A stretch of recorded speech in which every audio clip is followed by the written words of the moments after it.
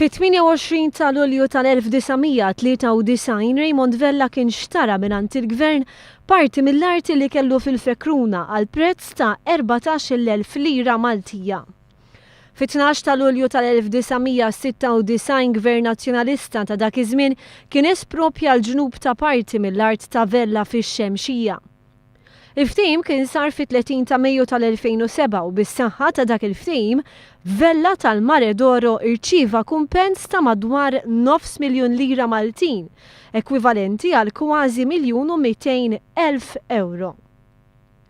Sal-2006 l-bqija tal-art fil-Fekruna kienet meqjusa bħala sanzjonata u għalhekk ma setax isir żvilupp fuqha.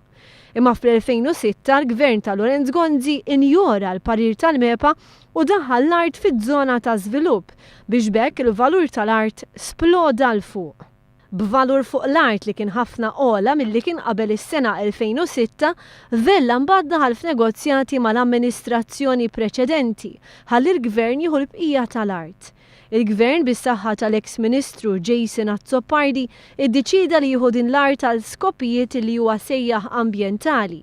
9 tiem qabel l-aħħar elezzjoni ġenerali, l-eks Ministru Jason Azzopardi kiteb personalment il-Kummissarju tal-Artijiet ħalli jikkonkludi id-deal ma' Vella.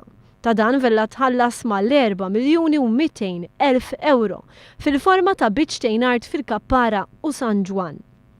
Fil-frattem biex tiġi indirizzata l-problema ta' likwidità li seta' kellu Vella, il-Ministeru tal-Finanzi ddeċida li jagħmel tajjeb għal kważi 800,000 euro fi ħlasijiet ta' taxxa u bolla. Biex bekk minn fuq biċ-ċart li kellu fil-Fekruna, Vella tħallas 1,200,000 bis-saħħa tal-ewwel espropjazzjoni, 4,200,000 bis-saħħa tat-tieni espropjazzjoni ftit jiem biss qabel l-elezzjoni ġenerali u 800,000 euro f'taxxa u bolla li l-Ministeru tal-Finanzi iddeċida li jagħmel tajjeb għalihom flok Vella. Bekk mill-art fil-Fekruna, Vella ser ikun spiċċaħa total ta' 6,200,000 euro.